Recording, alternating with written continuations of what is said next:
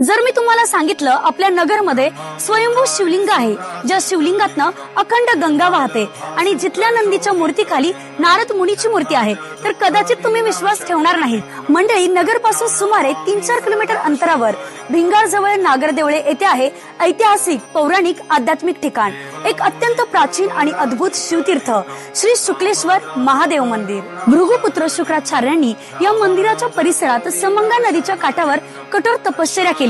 त्यांच्या भक्तीने प्रसन्न होऊन स्वतः भगवान शंकर येथे प्रकट झाले आणि या पवित्र स्थानी स्थिर झाले.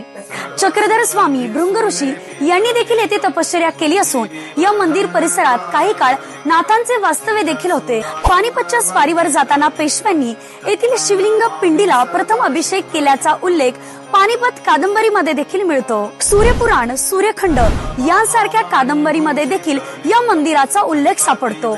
पंचवाटिका म्हणजे औदुंबर, पिंपळ, वड, बेल आणि अश्वत्थ वृक्षांनी नटलेला हा सुंदर परिसर. इथे अत्यंत प्राचीन आणि दुर्मिळ कवठी चाफ्याचं झाड सुद्धा तुम्हाला पाहायला मिळेल. दर महाशिवरात्रीला येथे भंडाऱ्याचं आयोजन करण्यात येतं. 2000 ते 2500 भाविकांसाठी अन्नदान केले जाते. तर नगरचे काशी विश्वनाथ म्हणून ओळखल्या जाणाऱ्या या पवित्र स्थळी तुम्ही भेट दिली आहे का?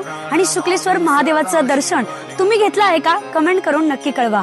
आणि अशाच माहितीसाठी फॉलो करा नमस्ते नगर.